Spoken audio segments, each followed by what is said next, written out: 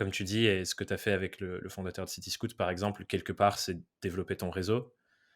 Et aussi le côté légitimité, comment tu augmentes la perception de tes clients potentiels sur ta légitimité sur le sujet, etc., etc. Tu dirais que du coup, c'est quoi, à part réseau, tu as parlé de création de contenu un peu, la réflexion de te positionner sur tes contenus aussi, c'est quoi les actions clés que tu as mises en place pour augmenter ton employabilité pardon, et légitimité en indépendant? Euh,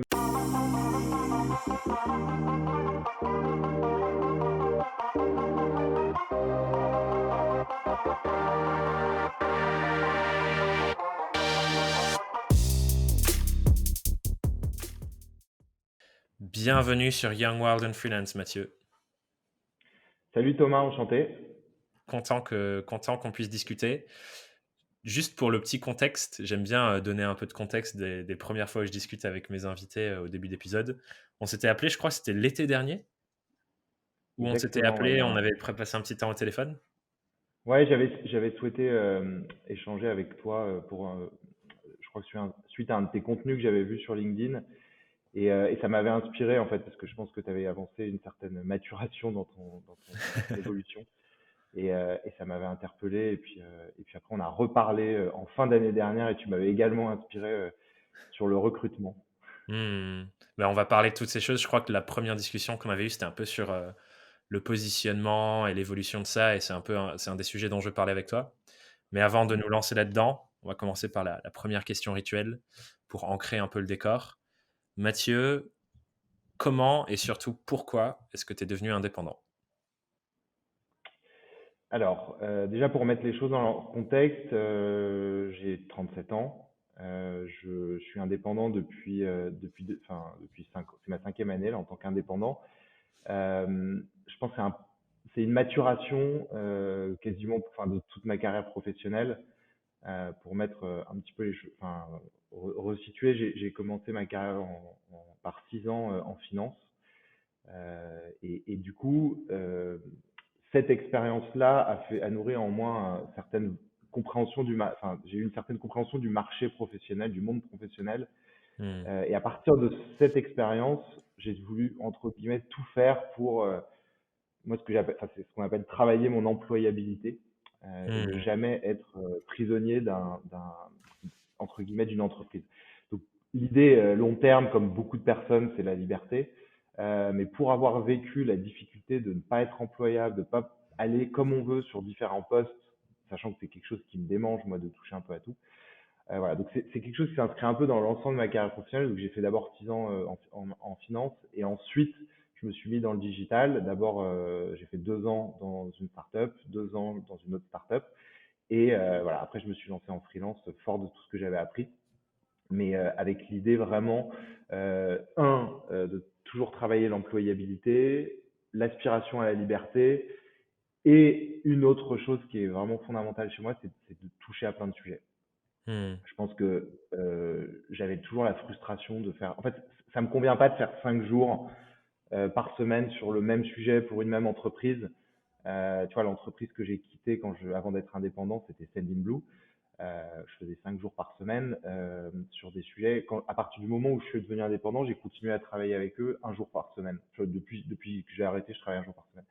Et ben en fait, j'ai eu un rapport au travail qui a complètement changé. C'est les mêmes Hmm. personnes, les mêmes sujets, mais le fait que ce soit pas ma seule chose dans la journée, ça change tout en fait. Ça change les Ouais. rapports humains, ça change la motivation. Et donc tu vois, par exemple, j'en avais un peu marre de faire 5 jours par semaine quand à la fin de mon CDI chez eux. Et à l'inverse, à partir du moment où j'étais indépendant, enfin, j'ai toujours été à fond motivé et intéressé par la mission parce que c'était un truc un peu plus réduit et que ça me permettait surtout par ailleurs de faire d'autres choses. C'est trop intéressant. Il y a plusieurs choses qui m'intriguent dans ce que tu as dit, sur lesquelles j'ai envie de rebondir. Mais le premier truc, c'est, tu vois, c'est contre-intuitif, je pense, pour beaucoup de boîtes qui se disent: ah, si la personne part en free, ben, c'est pas une bonne nouvelle pour nous. Mais ce que tu es en train de dire, c'est presque que tu apportes d'autant plus à ton ancien employeur, à Sendinblue, en tant que freelance, quand tu bosses avec eux et que c'est tes clients, en termes de, comme tu disais, de motivation, tu as envie d'être là, tu as envie de, j'imagine, ta performance au travail augmente aussi. Et après, avec tout ce que tu apprends dans tes autres missions clients, tu le ramènes aussi chez eux. Du coup, c'est presque une bonne chose pour eux que tu sois parti en free et que tu reviennes par la suite, quoi. Ouais. Ouais, enfin, c'est très bénéfique. Alors, la réflexion là-dessus, elle est qu'il y a enfin, tout le monde n'a pas ces aspirations-là. Enfin, les salariés, tous les Ouais, collaborateurs d'une entreprise n'ont pas l'envie de faire ça. Enfin, donc, il faut vraiment distinguer. Et du coup, quand tu es quelqu'un comme moi, et il y en a, je pense, on dit, enfin, je sais pas, peut-être 15-20% dans le monde professionnel, comment tu les intègres et comment justement tu valorises en fait ce côté-là. Le truc qui est contre-intuitif, c'est qu'en fait, c'est de se dire qu'une personne, si elle est à ta disposition, elle va te permettre tu vas beaucoup plus en tirer quelque chose. Tu vois, il y a un rapport très presque d'exploitation, tu vois, de se dire si j'ai cette hmm, personne 100% du temps, j'en tirerai un meilleur parti.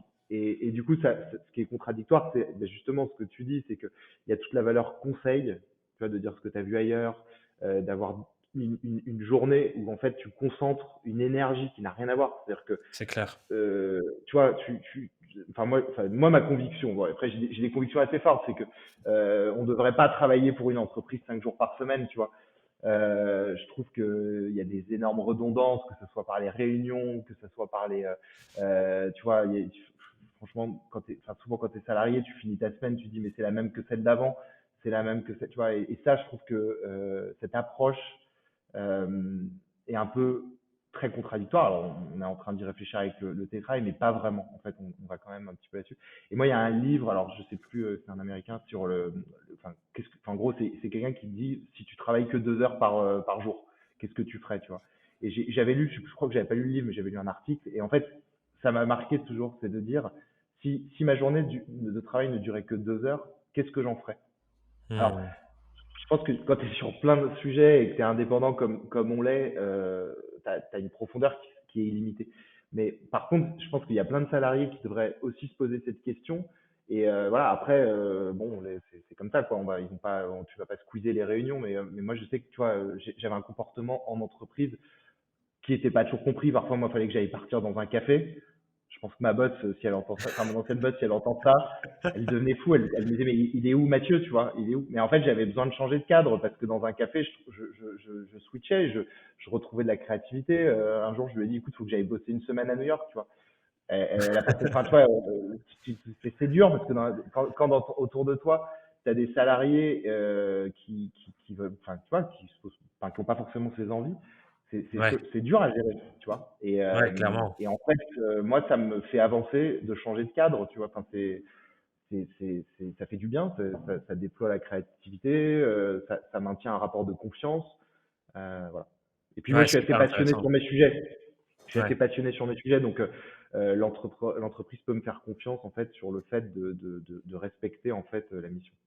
Ouais, mais c'est intéressant parce que ça renvoie, à un truc, qui est revenu plein de fois sur le podcast, mais qui me semble hyper important et à chaque fois qu'on le souligne, je me redis: «Putain, c'est vrai que c'est important pour nous en tant qu'indépendants, mais en salarié aussi», je pense. C'est la connaissance de dans quelles conditions est-ce que je travaille le mieux? De quoi j'ai besoin pour faire l donner le meilleur de moi sur mes missions, donner le meilleur moi dans la qualité de ce que je produis et j'ai l'impression que, comme tu le dis là, tu le soulignes, tu as conscience que ton environnement a un impact sur ce que tu fais. Du coup, tu peux changer d'environnement en fonction de ce sur quoi tu travailles.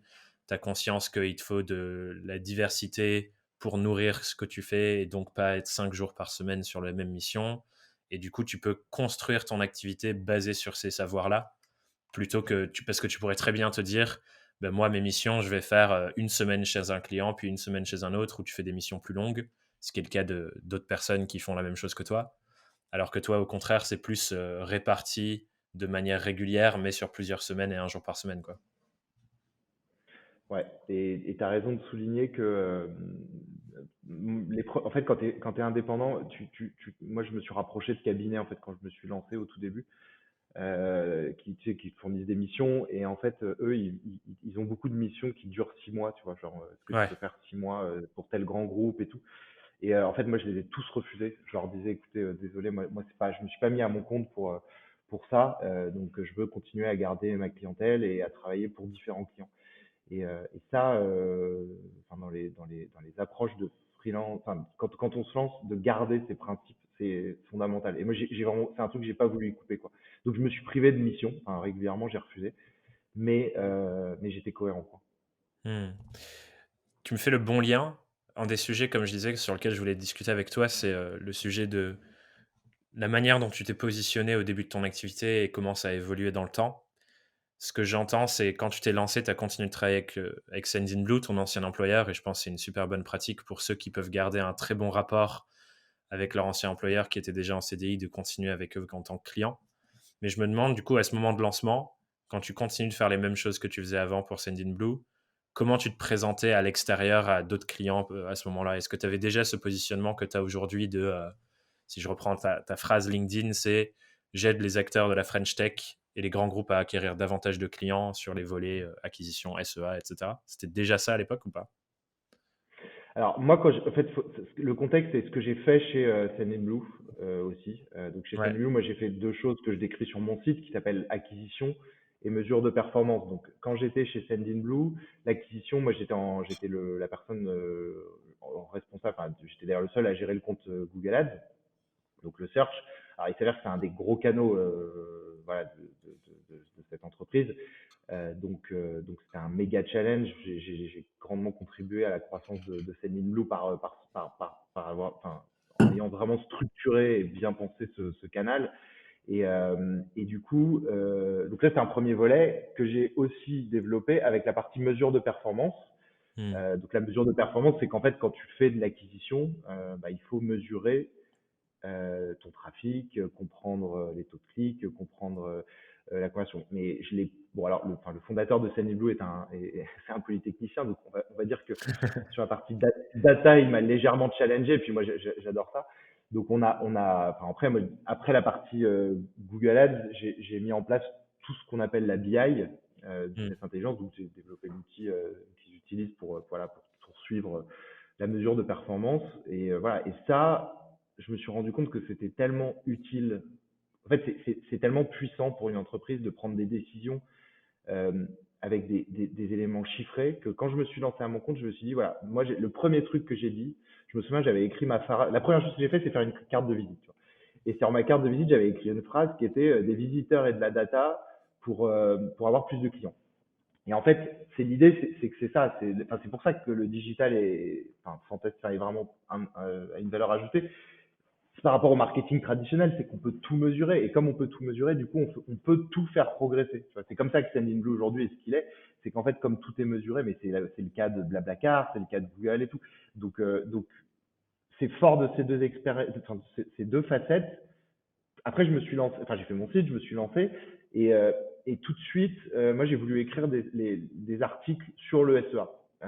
Et la première chose que j'ai fait, je me souviens, enfin, tu vois, quand t'es freelance, moi, je m'étais fixé le 5 septembre, rentrer, j'avais pris un mois de vacances. 5 septembre, je rentre et je me dis, allez, c'est parti. Et en fait, mais tu sais pas ce que tu vas faire, tu vois. T'arrives le 5 septembre, t'as Ouais. pas, t'as feuille blanche, tu vois. Je sais pas si t'as connu ça, mais tu pourrais faire, tu peux te mettre à faire du LinkedIn, tu peux te mettre à faire Ouais, tu peux tout faire. du Twitter, tu peux tout faire, tu vois. Et moi, le premier truc que j'ai fait, c'est de rédiger des articles sur le site webmarketing.com bah, pour partager en fait mon expertise en SEA. Je me souviens, l'article, c'était comment auditer son compte, enfin, c'est la rentrée, comment auditer son compte Google Ads, tu vois. Hmm. Et là, enfin, tu vois, l'article, tu sais, il est pas, enfin, c'est pas publié tout de suite, donc en fait, il est publié 2 semaines après. Mais il s'avère que de cet article, tout de suite, je chope un autre client qui était un CRM assez important, qui avait pas mal levé de fonds, qui s'appelle Team Leader. Alors aujourd'hui, ils sont, je crois, enfin, soit hollandais, soit belges, je sais plus. Et voilà. Et du coup, tu te dis, mais enfin, ça se structure peu à peu. Et voilà. Et donc, je suis resté sur la facette SEA parce que c'est du contenu sur lequel je sentais que j'avais une valeur ajoutée en le produisant, tu vois. Je voyais bien qu'il n'y avait pas forcément cette profondeur et cette, tu vois, enfin, d'autres personnes n'ont pas poussé aussi loin certains sujets, donc j'avais cette opportunité. Et donc, de fait, rapidement, moi, j'ai continué à trouver des missions sur du SEA. Hmm. Ce que, ce que je comprends de ton positionnement sur ce sujet-là, qui effectivement, comme tu dis, plus poussé que, un consultant SEA qui, par exemple, aide quelqu'un à, pour la première fois, utiliser Google Ads. Moi, ce que je comprends de ce que tu apportes le plus, c'est des entreprises qui investissent déjà beaucoup sur le sujet, les aider à structurer pour optimiser et mieux mesurer leur performance sur le canal. C'est ça? Ouais, ouais. Bah, en fait, quand tu dépenses, alors c'est pas des chiffres, je vous dis un chiffre comme ça, mais quand tu dépenses 50 000 euros par mois sur Google, et d'ailleurs j'en parlais là récemment dans mes bureaux, euh, c'est absurde d'aller mettre 50 000 euros sur Google, chez Google en search pour derrière aller mettre des prestataires de qualité moyenne. Mmh. Tu vois ce que je veux dire? C'est-à-dire que si tu as un bon prestataire qui te fait gagner, euh, allez, de toute façon, sur tes campagnes, que ce soit Facebook, Google, il y a toujours une partie qui est mal dépensée. Enfin, je veux dire, on n'est pas tu feras jamais la perfection. Ouais. Mais par contre, ce qui change, c'est le pourcentage qui est bien dépensé versus ce qui est mal dépensé. Donc, si tu as quelqu'un qui connaît pas et qui fait ça vers lui-même, il y a de fortes chances qu'il y ait 25 à 30% qui soit mal dépensé. Mais en général, quand une boîte dépense 50 000 euros, il y a quand même quelqu'un. Mais si cette personne, elle est pas bonne, ça va faire deux choses. C'est que non seulement il y a une partie qui peut être mal dépensée toujours, donc si c'est 10, même si c'est 10%, 10%, tu vois, de 50 000, ça fait déjà 5 000 euros.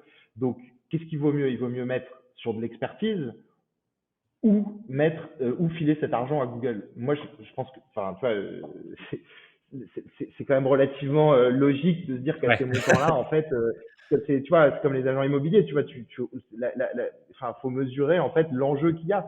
L'enjeu, c'est d'économiser des montants colossaux. Donc, en fait, euh, pour moi, de proposer cette expertise avec un niveau un peu plus avancé et de proposer sur des gros, enfin, des acteurs qui dépensent beaucoup, ça fait sens, mais surtout rapidement, ils avaient un retour sur investissement, quoi. Ouais. Juste pour essayer de clarifier pour les gens qui nous écoutent, qui ont aucune idée de ce dont on parle depuis 2-3 minutes. En gros, ce que Mathieu fait, c'est, sur Google, quand vous faites des recherches, il y a toujours des liens sponsorisés qui sont vers le haut, et pour investir là-dedans, du coup, des entreprises payent, comme de la publicité sur Facebook, mais sur Google. Et du coup, ce que j'entends aussi dans ce que tu apportes le plus aux boîtes, c'est au début, tu vas commencer, et peut-être qu'une entreprise a quelqu'un qui les a accompagnés au début de leur utilisation du SEA. Ça fonctionne, on investit de plus en plus, on monte, on monte, on monte. Mais je pense à un moment donné, effectivement, ce que tu disais, c'est tu as un palier de ta compréhension si tu ne vas pas creuser et pousser plus loin. Et effectivement, il y a peut-être des gens genre, qui ont accompagné de voilà, j'investis de 0 euros, on commence à 10 000 euros par mois parce que ça tourne super bien. Et je pense que pour le gap au-dessus de 10 000 euros par mois à 50 000 euros par mois, c'est pas du tout les mêmes compétences. Et c'est là où je pense qu'il y a effectivement le delta dont tu parlais qui peut leur faire économiser beaucoup d'argent. Et du coup, toi, tu as une valeur ajoutée incroyable quand tu arrives pour une boîte et tu dis, OK, ben là, selon mon audit, il y a 30% de vos chiffres enfin, de vos 10 000 euros investis par mois qui partent un peu dans le néant. On va les économiser et on va les réinvestir pour que ça régénère du chiffre sur vos clients. Et du coup, la boucle, elle est hyper vertueuse, quoi. Carrément, et tu vois, là, je prépare un webinar avec Conto, que j'ai eu comme client, que j'ai pareil aidé à essayer de faire grossir le compte, un peu ce que tu dis, tu vois. Et en fait, ouais, une des problématiques, c'est de faire grossir, en fait. La réflexion n'est pas de dire j'ai 20 000 euros à mettre sur Google. La réflexion, c'est de dire j'ai 20 000 euros et demain, potentiellement, j'aurai plus de clients et pourquoi pas dépenser 50, 60, 70 000, tu vois. Donc, c'est très, en fait, c'est en mesurant et en faisant très bien les choses qu'en fait, tu vas donner de la puissance et tu vas faire décoller, en fait, ton compte. Mm. Donc voilà. Ouais. Je pense que c'est marrant parce que je me dis, pour des personnes qui sont pas du tout là-dedans, elles doivent se dire c'est des montants faramineux à dépenser sur des Google Ads ou des Facebook Ads ou ce genre de choses. Mais effectivement, c'est cool parce que il y a des personnes qui sont pas là-dedans qui vont se dire putain, en fait, il y a des boîtes qui dépensent ces montants-là pour leur acquisition client. Et ce que je trouve top là-dedans, du coup, c'est que toi, avec la connaissance du marché que tu as là-dessus, déjà, tu peux identifier ce genre de besoin. Mais je trouve que tu l'as fait de manière hyper précise dans la manière de communiquer et dans ta manière de te positionner.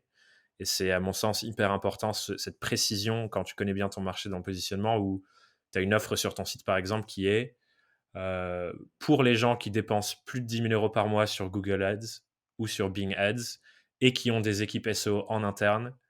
Et là, du coup, qu'est-ce que tu apportes? Tu apportes plus de structuration et aider l'équipe à grandir et à se développer. Et je trouve que c'est hyper précis, là où certains vont pouvoir dire juste faites du SEA, c'est bien, tu vois. Ouais. Bah, alors, bah, en fait, c'est que la problématique que j'ai rencontrée, c'est que les acteurs avec lesquels je voulais travailler qui dépensaient ces montants-là, avaient souvent l'envie d'avoir une équipe, tu vois, et ils voulaient Plutôt qu'une internaliser agence. parce que, voilà, et ça se défend hein, comme idée. Il y a deux enjeux derrière. Les profils en acquisition et notamment en SEA, tu peux demander à beaucoup de recruteurs, c'est assez galère, tu vois. Enfin, il n'y a pas beaucoup de profils. Donc cette volonté en fait d'accompagner ces acteurs-là m'a poussé à m'adapter au contexte. Et en l'occurrence, que bah, souvent il y avait des personnes en place. Donc, qui tu veux convaincre déjà? Ça, c'est la première réflexion. Est-ce que tu essayes de convaincre le fondateur, qui est Mmh. celui qui a une vision complètement à qui le message de réussir et de croître fonctionne, mais le directeur marketing et les équipes marketing que tu vas déranger quelque part parce que Mmh. tu remets un tout petit peu en cause certains éléments du travail. Et ça, tu vas les froisser. Donc, enfin, tu peux froisser si jamais tu vois, faut vraiment y aller avec des pincettes et ça, c'est délicat. Et donc, en fait, je l'ai fait chez Sendinblue puisque eux ont recruté des personnes et du coup, j'ai continué à fournir du conseil sur la partie SEA avec les équipes en place. Donc, c'est challenger les équipes parce qu'en fait, les équipes qui sont en place, soit elles ont pas, enfin, tu vois, elles ont besoin d'un recul, tu vois, elles ont, tu vois, d'être le nez dans le guidon. Donc, je me suis rendu compte de la valeur ajoutée à cela, de ce que je pouvais voir par ailleurs. Alors, ça, c'est le conseil en général. Et voilà. Et donc, du coup, moi, j'ai proposé un peu cette offre parce que c'était hyper pertinent et les équipes avec qui je travaillais étaient souvent assez contentes et voilà, j'avais enfin, des bonnes interactions. Mais comme je te disais, pour convaincre, quand je parlais à nouveau, c'était pas toujours facile. Est-ce que je parlais au directeur, enfin au fondateur, ou est-ce que je parlais au directeur marketing? Très délicat. Mmh. Ouais, c'est intéressant que tu soulèves ce point parce que je pense que c'est un enjeu pour tout indépendant de bien comprendre les circuits décisionnels dans les entreprises qu'ils ciblent et avec qui ils veulent travailler, tu vois? C'est pas la même chose si, ta cible, c'est, comme tu disais, Quanto, Sendinblue avec les circuits décisionnels qu'il y a dans ces milieux-là, que si ta cible, c'est, l'indépendant ou la petite boîte où ils sont 2 ou 3 qui se lancent pour la première fois sur du référencement payant. Comment tu t'y es pris un peu pour essayer de comprendre ces circuits décisionnels et savoir à qui tu dois t'adresser, pardon? Et du coup, comment adapter ton message? Alors, j'ai pas forcément été, j'ai un peu tenté, tu vois. Je dirais pas que j'ai structuré cette approche. Il y a plusieurs choses. Tu vois, à un moment, au bout de 3 ans, je recherchais à trouver d'autres clients et ce que j'ai fait, c'est que j'ai pris tous les clients avec lesquels j'ai bossé. J'ai filtré par chiffre d'affaires et j'ai regardé et en fait, j'ai vu que le top 5 c'était du réseau, tu vois. Mmh. Et je me suis rendu compte que, alors le truc qui est cool, c'est quand tu commences à avoir un peu plus de 30, 32, 33, que les personnes que tu as pu côtoyer, soit dans l'univers, enfin dans tes études ou dans ton réseau, bah ils commencent à entreprendre, ils commencent à avoir des postes un peu plus élevés.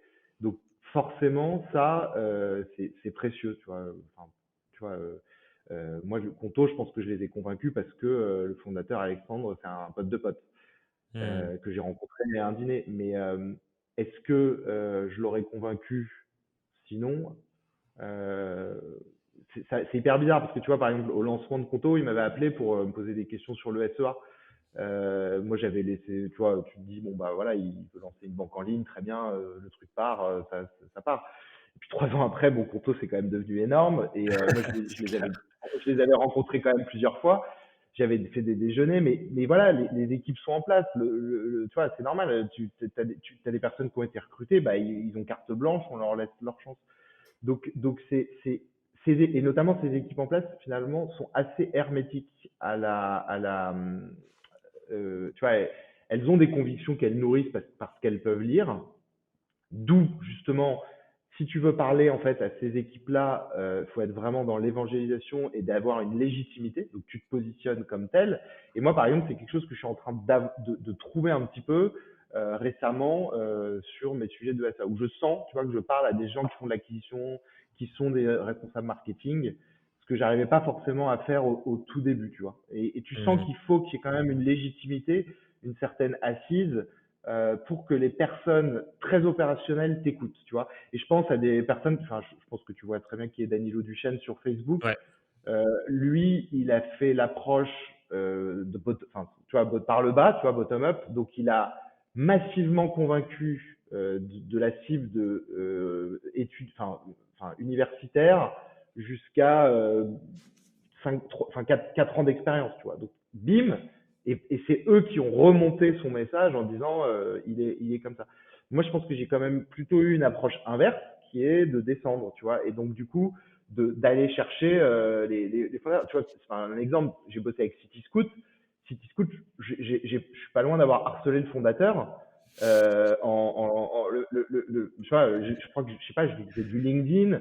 Il est sorti enfin, sur une interview BFM, je lui ai envoyé un message pour le féliciter. Tu vois, c'est des trucs. Et finalement, il a fini par transférer à son responsable marketing. J'ai pu faire des missions avec eux. C'était top. Mais je sais pas si ça se rationalise, tu vois, si ça se Mmh. dédouble. En tout cas, ce qui est sûr, c'est que moi, j'ai toujours travaillé mon réseau. Enfin, j'ai pris conscience de l'importance de le travailler et de nous, parce que c'est ultra précieux. Et après, d'aller sur la partie évangélisation, un peu comme je dis à la Danilo Duchesne, ça demande quand même de la bonne réflexion, parce qu'il y a tellement de contenu aujourd'hui qu'il faut vraiment tacler l'angle de la bonne façon, quoi. Ouais. Bah, j'entends 2 choses sur lesquelles, j'ai envie de rebondir dans ce que tu dis. Effectivement, le premier c'est le réseau. À quel point, franchement, c'est un game changer. Moi, même aujourd'hui, alors que j'ai annoncé, dans la plupart de mes canaux que j'arrêtais mes missions, indépendants pour l'année 2021, je continue de recevoir, des propositions qui me viennent de mon réseau, et c'est drôle d'ailleurs, j'étais en contact avec Cityscoot récemment là, pour potentiellement une mission de rebranding, qui me vient de quelqu'un avec qui j'ai travaillé, qui était une autre personne missionnée sur un rebranding pour un autre client que j'ai fait, je crois, il y a 1 an et demi, 2 ans, tu vois? Et du coup, qui me dit: «Ah tiens, Thomas, c'est la personne avec qui tu dois discuter pour ça». Alors que je ne fais plus ces missions-là, mais c'est dingue que des années après, ça continue et je pense que c'est un point important sur lequel, vraiment s'appuyer. Et la deuxième chose qui est intéressante, qui je pense est liée, je reviens à ce que tu disais au tout début de l'épisode. Tu disais qu'un de tes enjeux, ça a toujours été d'augmenter ton employabilité. Et je pense que le réseau, c'est un vecteur de ça. Comme tu dis, et ce que tu as fait avec le fondateur de Cityscoot, par exemple, quelque part, c'est développer ton réseau. Et aussi le côté légitimité, comment tu augmentes la perception de tes clients potentiels sur ta légitimité sur le sujet, etc. etc. Tu dirais que du coup, c'est quoi, à part réseau, tu as parlé de création de contenu un peu, la réflexion de te positionner sur tes contenus aussi, c'est quoi les actions clés que tu as mises en place pour augmenter ton employabilité pardon, et légitimité en indépendant? Euh,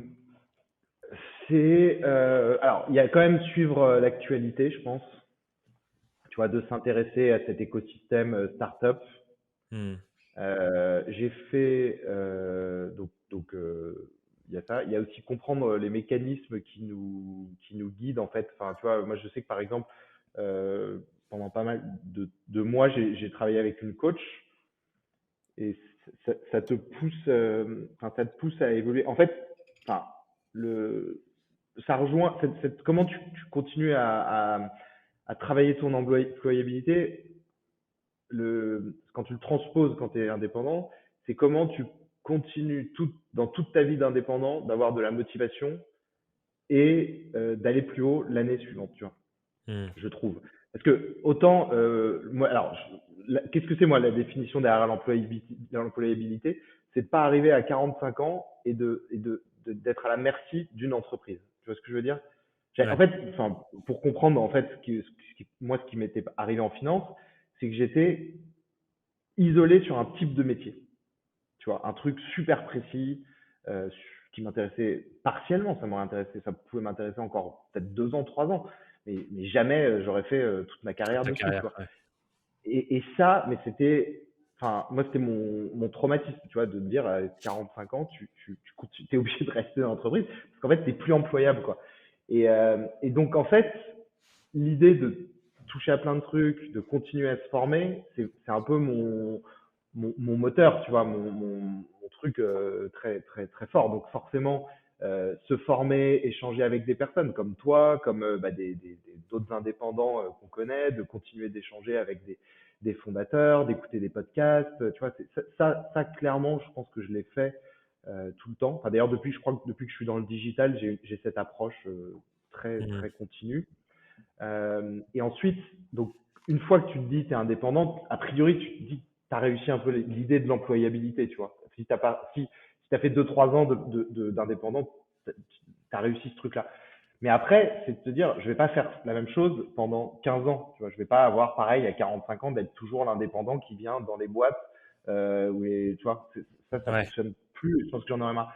Donc là, tu te fixes d'autres objectifs. Et je pense que depuis que je suis indépendant, moi, il y a des trucs que j'ai toujours essayé de faire, enfin, que je fais toujours, c'est d'avoir des objectifs enfin, annuels. Tu vois, je me fixe des objectifs annuels. Mmh. Et c'est ça qui guide du coup, next step, le pas d'après, le pas d'après, le pas d'après, quoi. Exactement. En fait, je mets en œuvre les choses pour que il y ait des étapes suivantes en fait et que l'année 2021 ne soit pas la même que 2020 et que 2019 et qu'il y ait d'autres Ouais. choses en fait. Et ça, c'est un peu exigeant, mais je pense que c'est hyper important, quoi.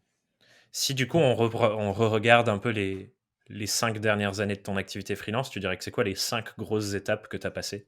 Si on essaie de vraiment revenir à genre les 5 marches de l'escalier que tu as suivies? Ouais. Bah, en fait, quand tu es indépendant, tu te dis, moi, je me définis pas totalement comme entrepreneur parce que tu mets pas plein de choses en œuvre, mais tu dois quand même gérer un peu des choses. Enfin, tu vois, par Mmh. exemple, où j'alloue mes efforts, quel budget je vais mettre, est-ce que je réinvestis, est-ce que j'achète un très bon ordinateur ou un ordinateur moyen, tu vois, enfin, c'est vraiment des réflexions. Est-ce que je fais des cadeaux à mes clients en fin d'année, tu vois, Ouais. il y a toutes ces réflexions. Et donc, en fait, au final, je me dis que sur les 5 ans, il y a quand même une approche entrepreneuriale qui est quand même assez forte, même si dans le quotidien, ça ressemble quand même beaucoup dans l'opérationnel à ce que tu peux faire en CDI, tu vois. Donc, moi, dans le chemin, enfin, la première année, c'était d'arriver justement à faire des missions, à trouver en fait ce que tu fais comme indépendant. Avec le côté, je dois trouver ce que je vais faire, quoi. Ouais, le Tu vois, il y avait positionnement, quoi. ça. Le positionnement, mais aussi l'activité, quoi. En quoi va Mmh. consister mes journées? OK. Et parce que tu sais, t'as les journées où tu fais des missions et les journées où tu fais pas de missions. Et ça, Ouais. l'équilibre, il est. Alors moi, j'ai plutôt eu la chance que mes années ont toujours été bien remplies en termes de missions. Donc après, comment tu répartis les missions? Donc la première année, ça a été plutôt d'arriver à organiser tout ça et de trouver des clients. La deuxième année, j'ai commencé à me dire, j'aimerais bien un peu plus de références et travailler un peu moins avec des petites structures, parce qu'il y a certains enjeux, faut pas se mentir, quand on est freelance liés enfin, à travailler avec des plus petites structures. Et c'est vrai que c'est plus confortable de travailler avec des groupes qui ont des moyens et qui ont aussi une approche avancée. Tu vois.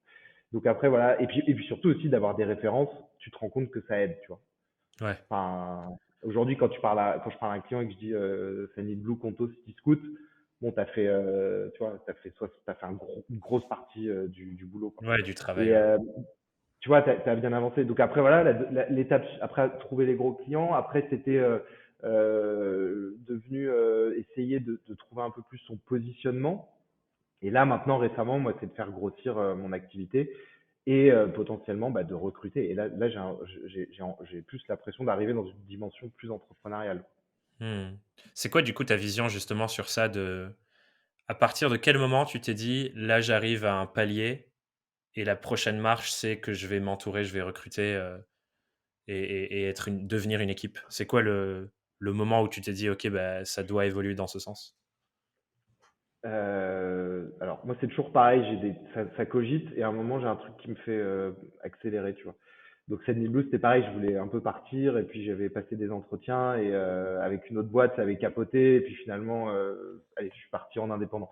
Mais c'était ça dont j'avais envie. Et là, sur la boîte, enfin, c'était chez Conto en fait, où justement ils ont souhaité que je fasse plus de jours de mission, tu vois, que je travaille plus longtemps par semaine. Et moi, j'ai dit non parce que enfin, c'est toujours pareil, je veux pas Ouais. bosser trop de temps. Et donc, j'ai non seulement pas eu la possibilité de faire plus de missions ou de placer quelqu'un, mais en plus de ça, comme eux, ça convenait pas forcément à l'approche quotidienne qu'ils voulaient avoir, bah, j'ai aussi, aujourd'hui, je travaille pas avec Conto en ce moment à cause de ça. Tu vois, alors on va peut-être retravailler ensemble, mais voilà. Donc j'étais doublement perdant. Et là, je me suis dit, non, mais c'est pas possible. En fait, il y a un moment où faut aussi, tu vois, c'est pas vers le bas, c'est pas, ils ont pas arrêté, ils voulaient plus, tu vois. Donc ça, c'est une Ouais. frustration énorme. Et du coup, moi, je me suis dit, non, mais là, faut que je construise quelque chose de plus solide, quoi. Mmh. Je trouve ça tellement intéressant, et je pense que c'est un bon cas de figure, c'est la mission se passe hyper bien, ton client est satisfait, tu lui apportes les performances qu'il cherche et les résultats qu'il cherche. Il veut plus de ce que tu donnes et toi, pour rester aligné avec ce que tu as vraiment envie de vivre dans ton activité, tu dis: «Non, je suis pas prêt à donner plus». Je trouve ça dingue, parce que je pense que dans beaucoup de cas, on pourrait se dire: «Bon, bah, c'est la meilleure chose qui puisse m'arriver, go».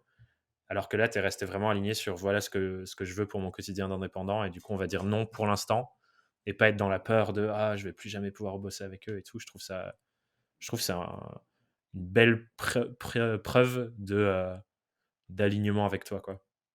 Bah, tu sais, quand on avait parlé il y a 4 mois, un truc comme ça, Ouais. tu m'avais parlé de l'adrénaline que tu peux avoir à faire certaines activités, tu vois. Et en fait, moi en 2020, j'ai eu enfin c'était cool parce que j'ai fait une année où j'ai fait pas mal de missions et j'avais du coup très peu de temps et d'énergie qui me restait pour ma partie à moi. Donc là, ça Mmh. c'est la partie chasse versus la partie mission, tu vois. Et en fait, tu m'avais dit un truc juste, tu m'as dit voilà, si tu sens quand il y a sur des activités de l'adrénaline, je crois que tu m'avais dit que toi, t'en sentais plus à développer ton activité versus faire des missions et que du coup, bah, naturellement, tu vas un peu plus vers ça. Et ben, je crois que, enfin, moi, alors, je sais plus si non, je crois que j'avais eu cet échange après la fin, mais je sentais pas l'adrénaline d'aller rajouter des jours de mission. Je sentais plutôt l'adrénaline d'aller réduire et d'augmenter le temps pour moi pour développer quelque chose. Et en fait, tu vois, bon, j'ai déménagé à Nantes, j'ai quitté Paris, je me suis installé à Nantes fin octobre, début novembre de 2020.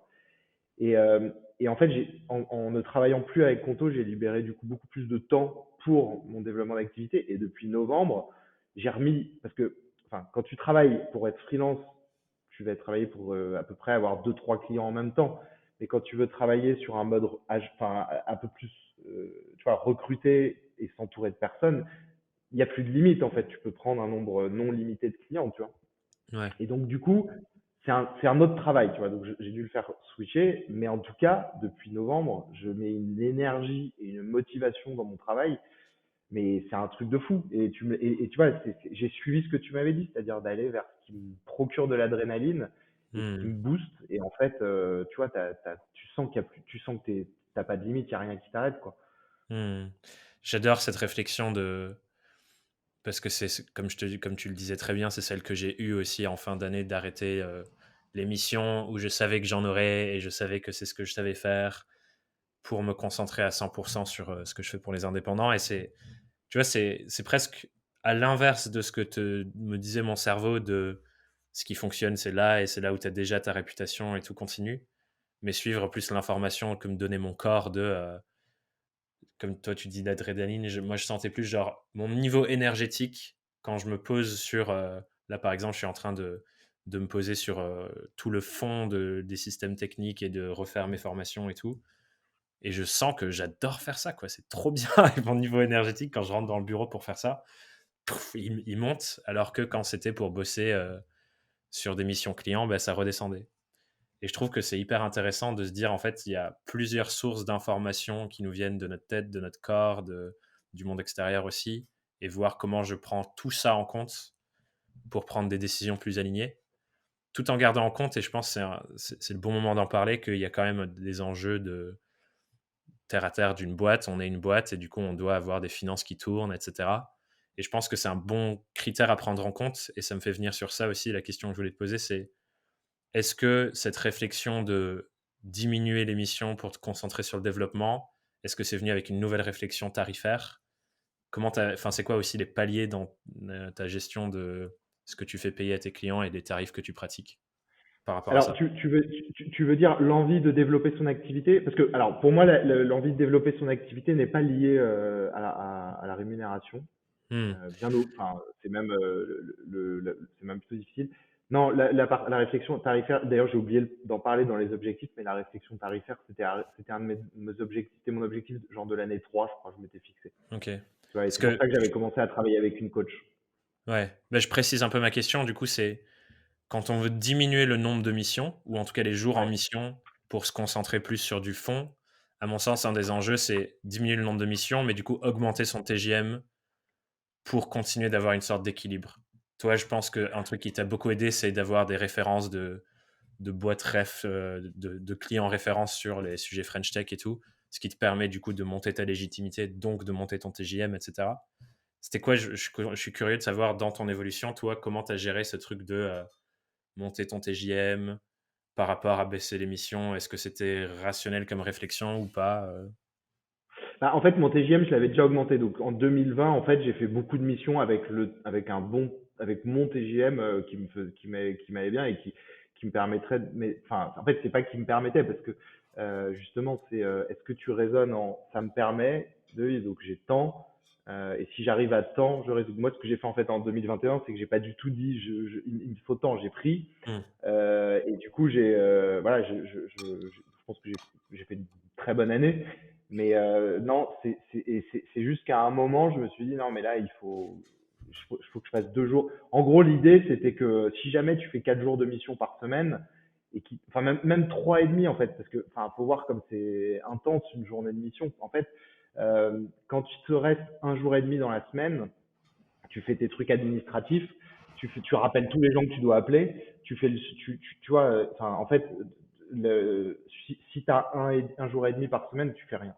Donc moi, je m'étais dit, il faut que j'arrive à enfin, 2 jours de mission, 3 jours de développement de mon activité.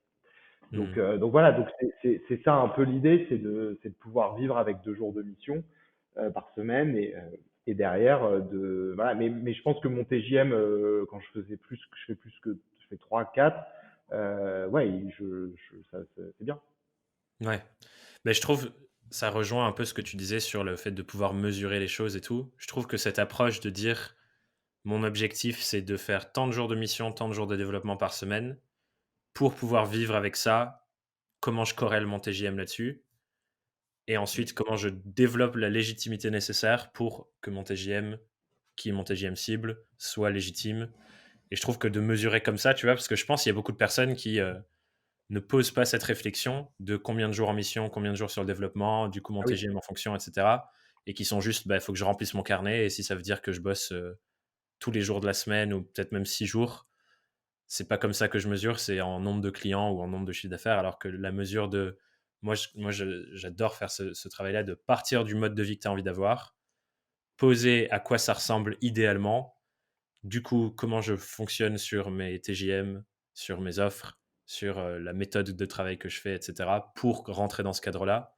Et ensuite, OK, c'est vers ça que je tends, et ensuite tu construis, quoi.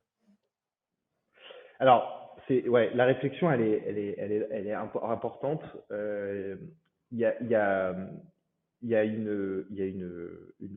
faut avoir enfin, sa valeur, la valeur qu'on a, elle est fondamentale. Alors, il y a là, une sorte de conseil que je pourrais partager, c'est que on n'arrive pas à vendre à un certain prix tant qu'on n'a pas soi-même la conviction de sa valeur. Donc, c'est pour ça que moi, Mmh. j'ai fait le travail avec une coach pour justement arriver à vendre le prix que je souhaitais. C'est très sincèrement, quand tu n'es pas au bon prix pour toi, enfin, que tu ne vas pas valoriser correctement, le client, je l'ai expérimenté, hein, il va trouver la feinte. D'accord? Donc, si tu lui dis et que tu n'es pas convaincu, tu vas pas être convaincu toi-même. Donc, Ouais. dans ta façon de le dire, tu vas te justifier. Oui, mais non, non, je suis à tel prix parce que Mmh. là. Et c'est fini, le mec, il a compris. Donc, il s'embarque et il te dit, bah alors, dans ces cas-là, fais une demi-journée de plus, gna, gna, gna, et tout. Et en fait, c'est ça. Si toi, t'as pas été toi-même convaincu, tu vas dire, ok, ok, je veux bien, je fais ça et tout. Tu vois, là, aujourd'hui, j'ai une mission, il y a un client qui me demande de faire 3 heures de rendez-vous. 3 heures de participer 3 heures à un call, non, c'est pas enfin, ma valeur, c'est pas ça que tu vois, ma valeur, elle est pas là. Mmh. Donc je pense que ce travail-là, alors, toi, j'ai souvent entendu ce qu'on a, enfin, le syndrome de l'usurpateur, mais c'est plus profond que ça parce qu'en fait, enfin, tu vois, c'est ce que j'apporte. Enfin, moi, j'ai toujours un peu envie de justifier ce que j'apporte. Tu vois, j'ai envie que l'entreprise s'y retrouve. Et c'est assez difficile quand tu travailles sur le long terme. Regarde, un exemple, Thomas, quand on s'est parlé, toi, tu m'as donné certains conseils. Ils ont une valeur précieuse parce ils m'ont permis d'avancer. Tu vois, quelle est la valeur de ça? Tu me l'as pas vendu. C'est un échange. Moi, parfois, il y a des choses des infos que je vais donner à un déjeuner. Tu vois, quelle est la valeur de ça? Mais pourtant, cette info peut changer la vie d'une entreprise, tu vois. Mmh. Donc, soit on comprend ça et en fait, on sort de la logique très opérationnelle, livrable, voilà. Donc, ça implique aussi de travailler avec des clients qui ont ces compréhensions-là. Donc voilà. Et en fait, pour moi, donc ça c'est vraiment la compréhension de sa valeur. Et après, donc ça c'est pour le vendre à un client. Et après, il y a pour soi-même. Pour soi-même, euh, en fait, il faut aussi être convaincu que la journée qu'on va passer vaut le même prix que celle qu'on va vendre à un client. Donc si tu te valorises à 1000 euros, si tu te vends à 1000 euros la journée, ça veut dire que toi, ta journée où tu développes ton activité se vend à 1000 euros. Et moi, je me souviens, enfin, tu vois, c'est déléguer des tâches, tu vois, par exemple, je sais pas, les feuilles, enfin, tu vois, il y a des certains trucs, tu te dis, mais est-ce que je dois les faire? Et si jamais toi, tu passes 3 heures dans ta journée pour quelque chose qui a une faible valeur ajoutée et que si tu le déléguais, la personne, ça te coûterait 50 euros, Ouais. bah en fait, voilà, faut comprendre ça. Et je pense que, enfin, moi, c'est beaucoup le fondateur de Blue, Armand Tiberge, qui m'a beaucoup appris ça. Enfin, chacun a sa valeur. Donc, tu ne vas pas passer du temps à développer ton site si jamais la personne que tu peux trouver coûtera moins cher que ce que toi Que la valeur, ouais. tu vois, de ton temps, la valeur à un temps. Donc moi, si maintenant un client me propose une mission à un prix qui est plus mien, je ben non, parce qu'en fait, je vais mettre la valeur dans la création de mon activité. Donc en fait, l'arbitrage, je me pose même plus la question. Ça a beau être un prix qui est intéressant, mais non, je mettrai ma valeur ailleurs, tu vois. Et ça, Mmh. ça met du temps un peu quand même la réassurance que tu as à faire des missions, faut la quitter avec la capacité à donner de la valeur à ces journées de démarchage, enfin de création de sa boîte et de Ouais. développement. Je trouve que c'est un palier hyper intéressant et comme tu le dis, très intérieur aussi. Le moment où tu te dis et que tu arrives à sentir en plus, genre, à te sentir aligné avec une journée de moi, si je corrèle ça avec une valeur financière, c'est tant et à partir du moment où tu as cet alignement, c'est clair que encore une fois, c'est une mesure trop cool qui te permet de OK, où est-ce que j'alloue mon temps? Où est-ce que j'alloue ce que je fais à tel endroit, et cetera. Et effectivement, et c'est un conseil, je sais pas si tu connais Naval Ravikant, qui est, Non. c'est un investisseur américain, mais il l'appelle The Angel Philosopher, genre investisseur business angel, et il lit et il parle de beaucoup de philosophie et tout. Et lui, il dit justement ce que tu dis là, c'est fixe-toi un tarif horaire ou un tarif journée cible de ce que vaut ton temps. Si faire, si résoudre un problème te permet pas de gagner plus que ça ou de perdre moins que ça, c'est pas un problème, t'en occupe pas. Et si jamais faire une tâche, entre guillemets, coûte moins cher que le temps que ça te prendrait au tarif horaire, par exemple, donc si c'est 1 heure et que c'est moins que le tarif horaire que tu t'es fixé, délègue-le et tu te concentres que sur les choses où tu apportes vraiment ta valeur à toi. Et effectivement, je trouve que au tout début de son activité, c'est hyper dur à faire parce qu'on est dans cherche à savoir est-ce que je vais vendre des missions et machin, et on est un peu dans cette quête de trouver son équilibre et sa réassurance de son activité.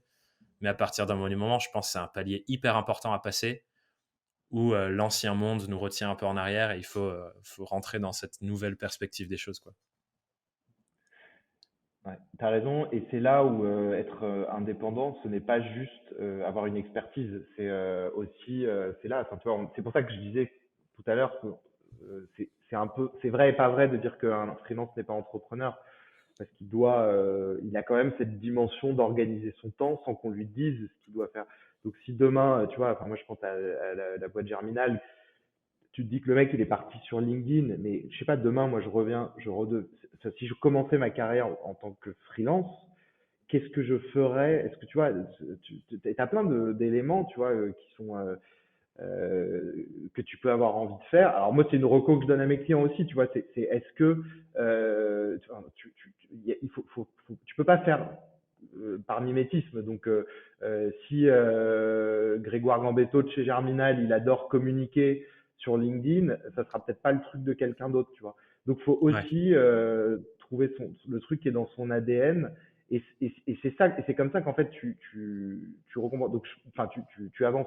Et du coup, je pense que c'est vrai que la dimension de se comprendre quand on est freelance, enfin, moi je recommanderais à n'importe qui de s'accompagner en tant que freelance d'un coach, mais dès de la journée 1. Alors, surtout les plus jeunes, parce qu'en fait, enfin, je trouve que tu vois, la communauté freelance est très jeune. Donc, en fait, tu parlais des choses où tu t'écoutes, tu vois, c'est des choses qui viennent avec les années. Tu parlais de la compréhension du marché du travail, le réseau. Tu vois, moi, je me dis, quand tu es jeune et que tu te lances à 22 ans en tant que freelance, ok, t'as pas de réseau, t'as pas travaillé. Parce que dans le réseau, il y a par exemple tous les gens avec qui tu as travaillé, tu vois. ouais, tous les Moi, anciens collègues. ouais, quand tu te lances en tant que freelance, t'as plein de personnes qui, tu vois, avec qui t'as bossé auparavant, ils viennent, enfin, ils parlent de toi, ils disent, ah, tiens, je connais un tel, hein. Donc ça a été aussi un truc assez important. Tu vois, moi, les deux startups avant pour lesquelles j'ai bossé, donc Sendinblue et avant j'avais bossé pour Sporiddy, bah, j'ai fait des missions pour les deux boîtes, tu vois. Et en fait, comprendre ça, et je me dis, donc du coup, pour revenir dans le sujet, enfin, c'est que pour les plus jeunes, je me dis qu'il y a des enjeux de freelance qui sont, c'est quand même, ça demande un peu d'expérience. C'est pas juste une expertise métier. Ouais, grave. Et c'est là où je te rejoins sur la réflexion de on est quelque part quand même dans un cadre entrepreneurial parce qu'on doit allouer nos ressources, le temps qu'on passe, l'argent qu'on investit, enfin toutes ces choses que tu as dit, pour plein de différentes choses. Il faut trouver la forme d'équilibre entre se former, de développer son expertise métier, s'entourer de réseaux stratégiques pour nous aider dans ce développement-là, travailler sur nous-mêmes et les limites intérieures qu'on peut se fixer et qui nous empêchent de passer des caps. Voilà, il y a tellement une telle variété, et c'est ce que je trouve passionnant justement dans ce parcours indépendant. Il y a toutes ces choses qu'on doit prendre en compte quand on comprend qu'on n'est pas juste des compétences techniques qu'on vient coller à des besoins techniques. Je trouve que ça ouvre tellement de portes et c'est clairement là où moi j'ai envie de contribuer au max avec ce podcast, avec mes contenus, c'est voir tous les liens qui ont entre ça et essayer de clarifier, ok, bah, aujourd'hui tu te lances, c'est quoi ton background de tout ce que tu as comme ressources en te lançant et comment à partir de là tu dresses un plan d'action pour aller dans le bon sens. Hein. Ah, mais enfin, c'est évident que ton podcast cartonne parce que justement, on se rend vite compte, je pense, quand on est freelance, que si on veut pas aller dans le mur, il faut construire en fait. C'est de la Mm. construction. On fait pas de l'exécution. On fait l'exécution, c'est quand tu fais ta mission, tu vois. Mais Ouais, la construction, c'est lourd. Enfin, ouais. La c'est poussé mission, quoi. c'est la pointe de l'iceberg qu'on voit au-dessus de la mer, quoi. C'est ça. C'est la récolte, tu vois. En fait, Ouais. moi, je sais plus, j'ai posté ça hier sur LinkedIn en parlant d'acquisition, mais c'est vrai pour tout. Tu vois, en fait, faut pas se concentrer sur la récolte du jour, faut se concentrer sur les graines que tu sèmes, quoi, pour demain, quoi. Et Mhm. du coup, enfin, mais c'est quand même pas évident, quoi. Je me dis quand pour quelqu'un qui est très jeune, d'avoir tous ces tenants et aboutissants, euh, il y a des choses à. Bon, après, il y en a qui le font super bien, tu vois. Bon, on va tâcher de clarifier tout ça.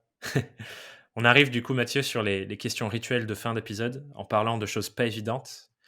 On va se replonger dans tes 5 ans d'indépendance. C'est quoi la plus grosse galère que tu as vécue et comment tu l'as dépassée? Euh,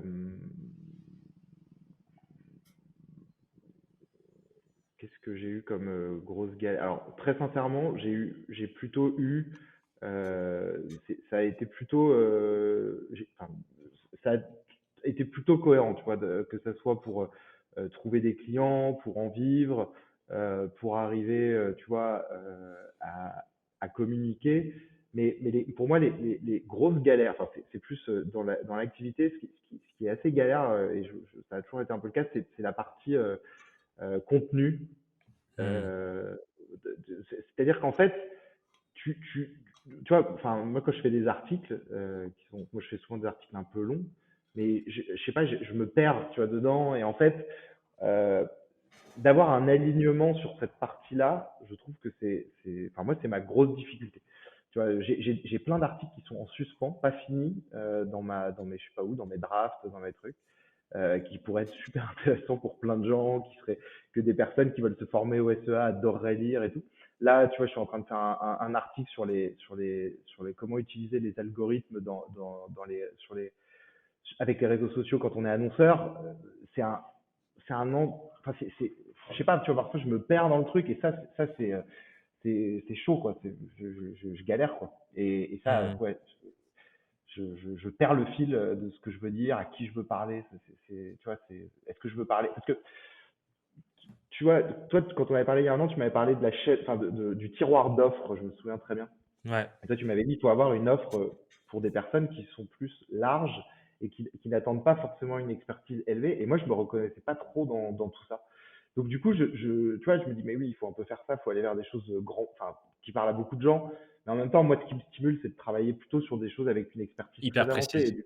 Mmh. Tu vois, et avec des gens qui sont, voilà, tu vois, je préfère travailler avec des grosses, enfin, certaines grosses offres parce qu'en fait, je veux pas avoir tu vois, non, par exemple, moi, typiquement, la formation, c'est pas du tout un truc, j'ai fait des cours, ça m'a plu parce que c'est un challenge, mais en Mmh. vrai, ça me stimule pas du tout suffisamment, quoi. Et pourtant, et plutôt, tu vois, d'être dans des boîtes où il faut trouver, enfin, qui ont avancé sur ces problématiques. Tu vois, j'ai fait un atelier, là, il y a quelques jours.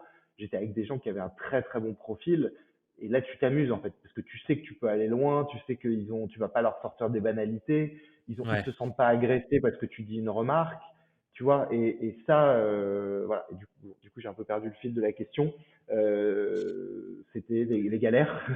C'était, tu parlais du contenu et tu te perdais un peu dans Oui. à qui t'adresser, pour quelles raisons, et cetera. Voilà. Et en fait, c'est dur de se structurer, je trouve, Ouais, là-dessus.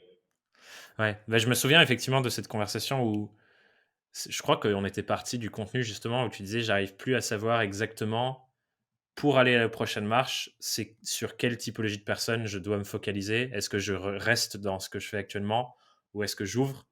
Et c'est là où j'avais le modèle que je t'avais partagé, c'était l'escalier de valeur, où il y avait une Mmh. réflexion de les gens, c'est quel cheminement que tu as envie d'accompagner, de quel endroit tu les prends. Et effectivement, on jouait avec l'idée de est-ce que ton rôle, c'est d'aider des gens qui commencent leur acquisition et monter jusqu'au niveau de l'expertise que tu apportes, où ils dépensent peut-être plus de 50 000 euros sur Google Ads à la fin.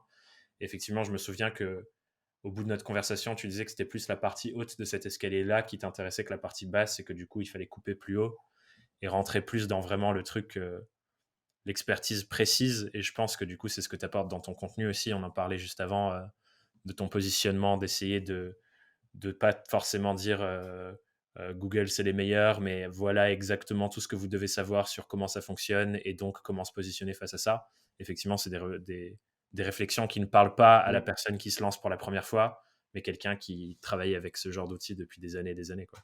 Ouais. Ouais, ouais. Et c'est dur parce que t'as pas, toi, tu vois, je sais pas, tu te dis par exemple ce que va dire, bah, tu vois, par exemple, un Danilo Duchesne, quand il poste des choses, tu te dis, ouais, c'est top, c'est bien, mais il a l'envie d'aller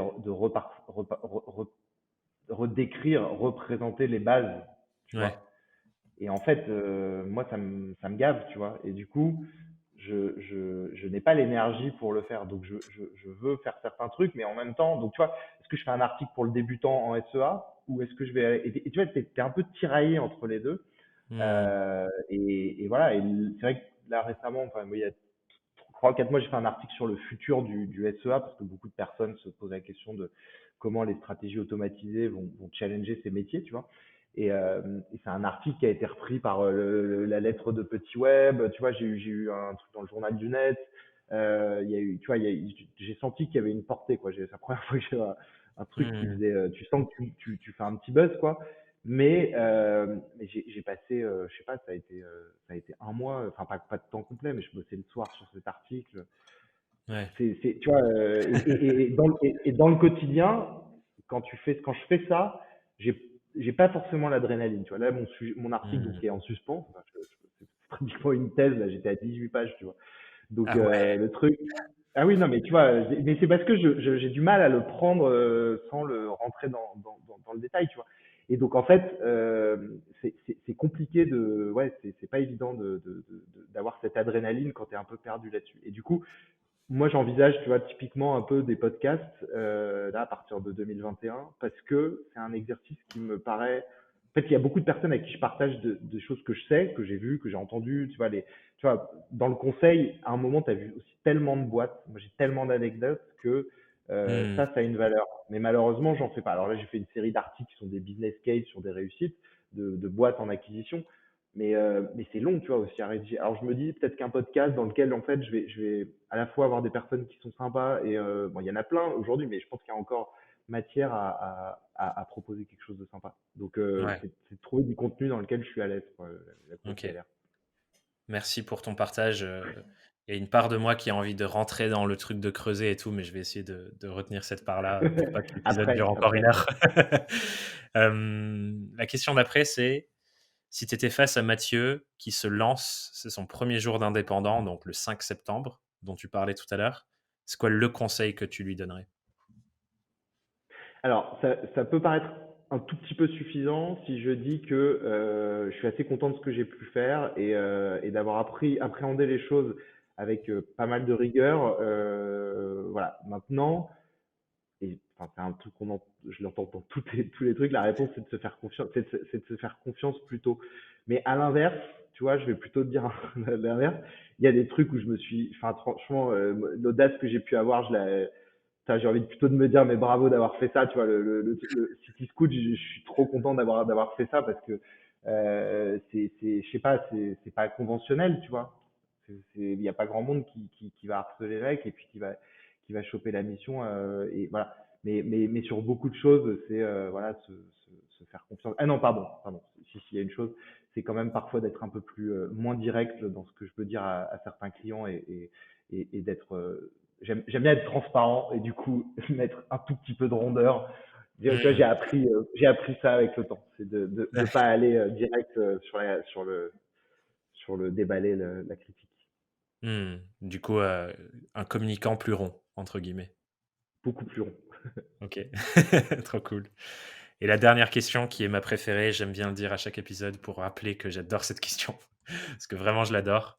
C'est si tu as une question à poser aux gens qui nous écoutent pour qu'ils réfléchissent sur leur vie d'indépendant ou leur activité sur un sujet précis, c'est quoi cette question que tu as envie de leur poser?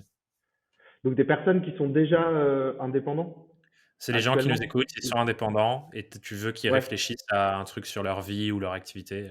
Quelle question tu leur poses?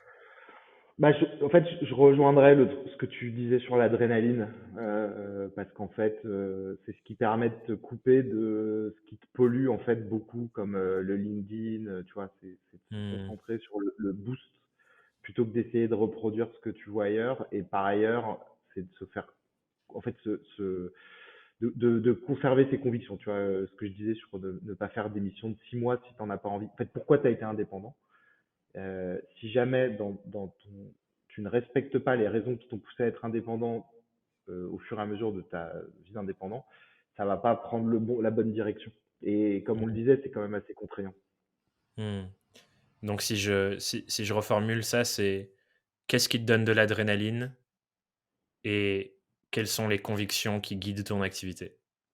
Ouais, pourquoi tu as fait ça et que du coup, est-ce que tu te les tiens vraiment, tes convictions, dans l'acceptation de tes missions, les clients avec qui tu travailles, voilà. Enfin, c'est la seule façon de durer, en fait. Hmm. OK, top. Merci beaucoup pour ces questions, elles me parlent bien aussi. Si les Ouais. gens qui nous écoutent veulent venir, discuter avec toi, lire tes articles qui font 18 pages ou se renseigner un peu sur ce que tu fais, où est-ce que je les envoie? LinkedIn, Mathieu Secarelli. Ouais, OK, c'est très bien. OK, très bien. Bah, il y aura le petit lien, sur la page podcast. Tu as un dernier mot, Mathieu, Cool.